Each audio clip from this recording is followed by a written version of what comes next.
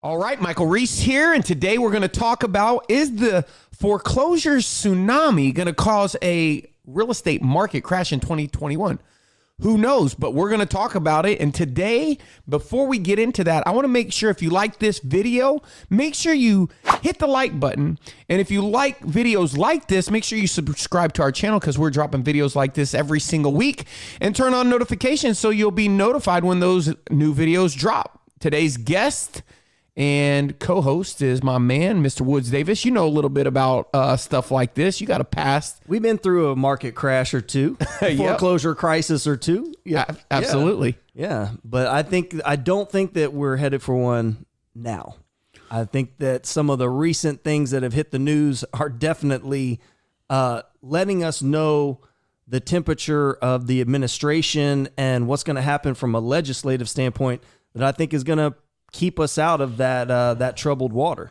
So why don't we go look at some of this news that has come out? Maybe y'all haven't been paying attention, but there's been a lot of different news pieces around this new Biden administration and the things that they've been up there at the White House. Well, I think it's no secret that this administration is definitely trying to take a lot of proaction when it comes to trying to protect homeowners, protect renters, making sure that they can get mortgage forbearance and get some relief so they can stay in their houses. And I think that they're really setting a tone.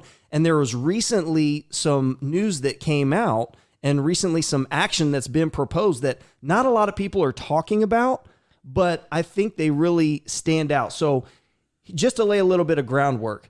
So there's 2.5 million homeowners that enrolled in some type of mortgage forbearance plan. Okay. And that's according to the Mortgage Bankers Association. They put data out on this every single month. I think the last time I checked, it's down like 4%. So it is trending down, but 2.5 million people is a lot of people that got forbearance. And so the question is like, well, are all of these people going to end up not being able to catch back up on their mortgage payments, or are they not going to be able to resume, mortgage, paying their rent, paying their mortgage when all of this legislation ends? Yeah. And a lot of this was started last year with the CARES Act. Right. Yeah. And he extended the CARES Act an additional 6 months in February. Right. So now we're in a situation where I guess what's February, March, April, May, June, July, August. So I guess we've got to the end of August for this stuff to really start hitting. And there's one other thing to point out. It's not only Biden. I mean, these mortgage servicers set up their own forbearance because you got to remember, we're going into the unknown last year. So you have what Biden's proposing plus everything that's been set up where people might already be on some type of forbearance. It affects about 70% of mortgages because that just impacts like federally backed loans, Fannie Mae, Freddie Mac stuff, but that's like 70% of loans in the U.S. Right. And this proposed rule would cover all loans. All of it. Yeah. So here's basically what they're saying. So he's trying to use the CFPB, which is the Consumer Finance Protection Bureau. I believe that's what it is. To basically block mortgage servicers from starting the foreclosure process until December 31st, 2021. So basically, you've got until 2022 now to basically avoid foreclosure, avoid repercussions from not making your mortgage payment according to this new rule, the loan modification process. Yeah. They're looking at and the difference between a loan modification is they're literally on a loan modification. For those of you who don't know, it's when you're going in and modifying the loan. So it could reduce the interest rate. It could extend the terms. And I think this is where this entire thing really gets some real traction and, could be a real relief for the housing. Right. So what's happened to date is that their forbearance is basically you're forbearing making a payment to your mortgage, but at some point you got to catch back up, right? You have to start paying again. And sometimes in a loan modification, they'll tack that on to the end of the loan, or like you said, extend the loan. So what they've done with this new proposed rule, this isn't law yet, but they're proposing. Well, it's up for discussion or something till May. So basically what they're saying is that they're going to make it to where mortgage servicers can extend your loan up to 40 years, meaning if you say you've got a 30-year mortgage, you've been in your house for 5 years, right? And you have, 25 years left on your mortgage, they can take that existing mortgage and extend it out over a 40-year term, which usually would, lower your payment, maybe a couple $100. But again, it's going to extend the amount of time that you're in debt. One of the things that people got to understand is, in the 2008 home crisis, it was completely different because people were truly overextended, right? And so it wasn't people were working, but their income did not cover the houses and the investments that they made for themselves, because a lot were adjustable rate mortgages. And when those rates adjusted, things to that nature, they couldn't afford the house. When they couldn't afford the house, they quit paying on the house. When they quit paying on the house, it goes back to the bank. When that happens a lot, the bank ends up stuck with a lot of inventory that they got to move. When they sell it for cheaper, the builders can't compete because, like in one neighborhood that I lived in, the builder overnight, a buddy of mine who's a very sophisticated commercial real estate agent, his dad is an attorney and teaches. He's a professor. This is a guy he can't get any smarter when it comes to real estate, in my opinion. That's a compliment to him. He lost $150,000 in 90 days. He bought the house. Next thing you know, the same house, after putting in a $100,000 pool, they were giving away a pool and selling it for $100,000 less. And that's because of that situation. This is a different situation. This is people not working because they don't want to not work. And so I think the tone is this is really out there trying to help all of these individuals that are unfortunately been affected by this pandemic. And I can just tell you that people, when they have hope, if they have any hope at all, they're going to hang on. They're going to work. To do they're going to all go that get a they job can to stay in the home. And that is what we're going to see happen this time around. There's not going to be a wave of foreclosures.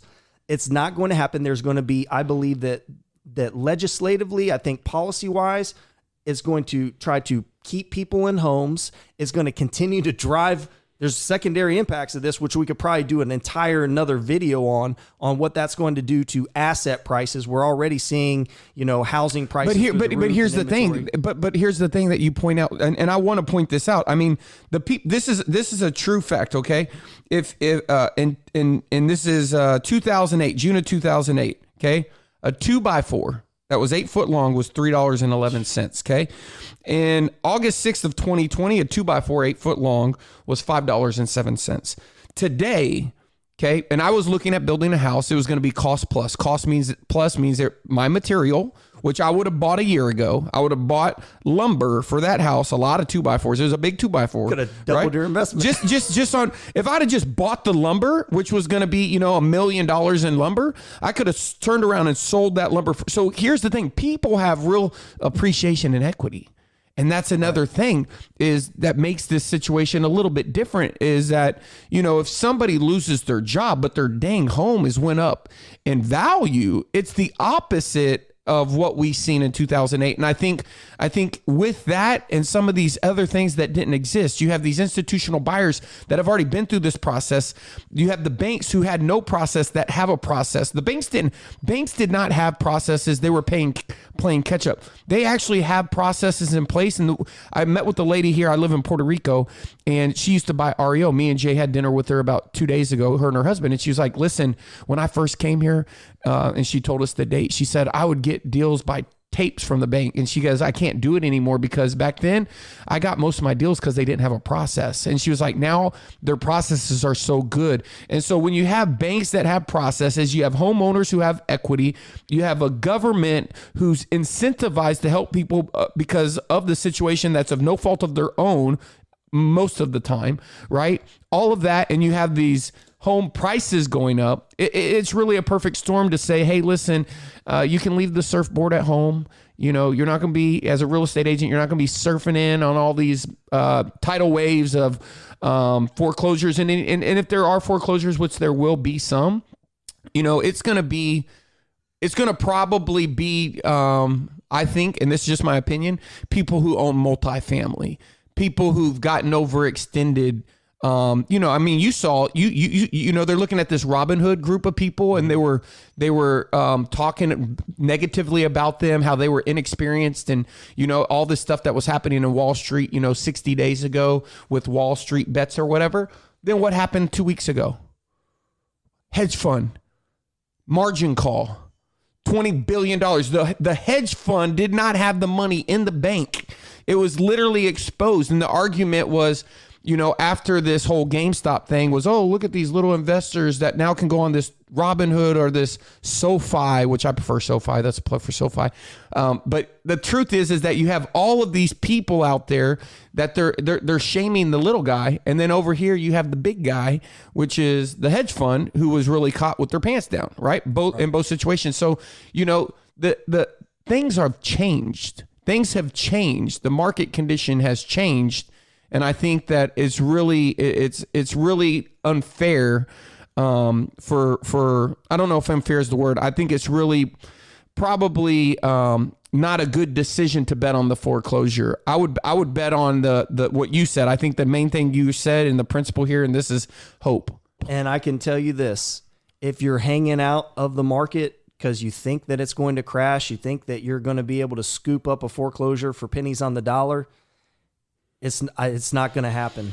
I think we're going to see prices continue to go up. I think they're going to at least, stabilize. But I don't think they're headed down anytime soon. Yeah. I looked at a house here. It was probably, I don't know, August. No, it was in August. When did we come? When did you come to Puerto Rico the first time? October. September. Yeah. I looked at a house literally right down the street from where I'm at. Almost same floor plan, a little smaller, $5 million, right? Same exact house, same address, same house. What is that? 6 months later, is on the market right now for $8.5 million, right? Where I live, the record. Do you know the record was set for the island, right? The most expensive home sold $30 million last month. 2 weeks later, beat. House in the same neighborhood, probably a neighborhood of maybe 50 homes, sold for $50 million, right? Yeah.